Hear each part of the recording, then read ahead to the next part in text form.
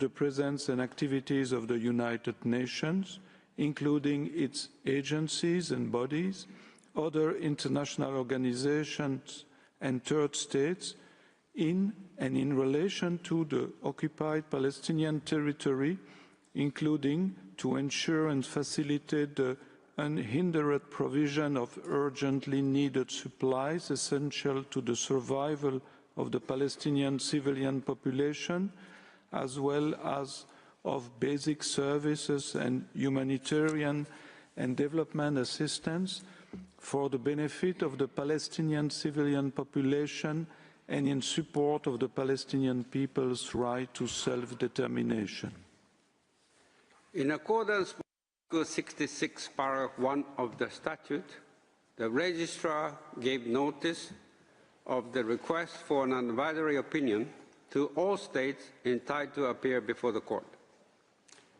By an order dated 23 December 2024, the President of the Court decided that the United Nations and its member states, as well as the observer state of Palestine, were likely to be able to furnish information on the questions submitted to the Court for an advisory opinion, and fixed 28 February 2025 as the time limit within which written statements on the question might be presented to the Court in accordance with Article 66, paragraph 2 of the statute.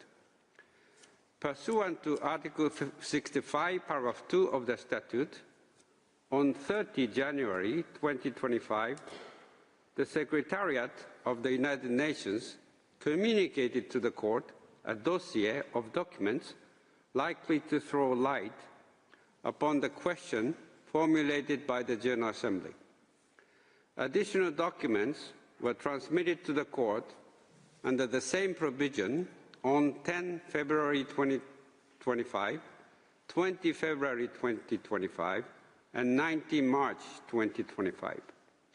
The complete dossier has been published on the Court's website. Ruling on requests from the Organization of Islamic Cooperation, the League of Arab States, and the African Union, the Vice President, Acting President, decided, in accordance with Article 66 of the statute, that those three international organizations were likely to be able to furnish information on the requests submitted to the Court. They were therefore authorized to submit written statements within the time limits fixed by the President of the Court and participate in the oral proceedings. They were also informed that the dossier of documents communicated by the Secretariat of the United Nations had been posted on the Court website. By communications dated 6 February 2025, the Registry informed the United Nations, its member states, and the observer state of Palestine, as well as the international organizations authorized to participate in the proceedings, that the Court had decided to hold public hearings on the question for an advisory opinion, which would open on 28 April 2025.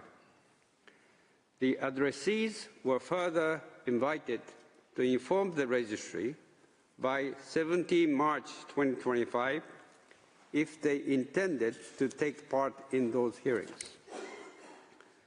Within the time limit of 28 February 2025, written statements were filed in the Registry by 41 states, the United Nations, and 2 other international organizations.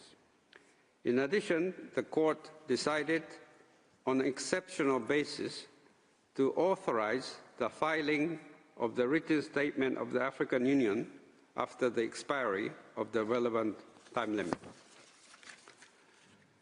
The United Nations, its member states, the observer state of Palestine, as well as the organizations authorized to participate in the proceedings, were duly informed of the list of participants having filed written statements and provided with a link to a web portal managed by the registry from where those documents could be downloaded. The list of participants in the oral proceedings and the schedule of those hearings were communicated to the states and international organizations taking part in them. The participants were also informed of certain practical arrangements relating to the organization of the oral proceedings. The schedule for the hearings was also transmitted to the member states of the United Nations, which were not taking part in the hearings, and subsequently posted on the court's website. This morning, the court will hear a 30-minute presentation by the United Nations. This will be followed by the first part of Palestine's oral statement. Palestine will complete its oral statement this afternoon and will be followed by Egypt and Malaysia. Palestine has been allocated a total of 3 hours of speaking time, Egypt 45 minutes, and all the other participants will speak for a maximum of 30 minutes each.